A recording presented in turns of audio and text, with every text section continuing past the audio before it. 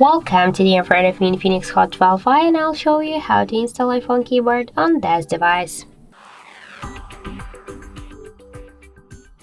So let's just first open the Play Store, and in the search pool we should enter green Apple keyboard.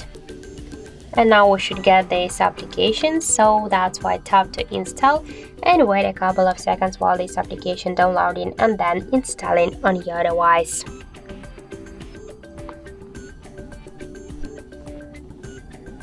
After that, just tap here to open the app and click Enable in Settings. Then near green Apple keyboard, click once on the switcher, then tap OK and again OK.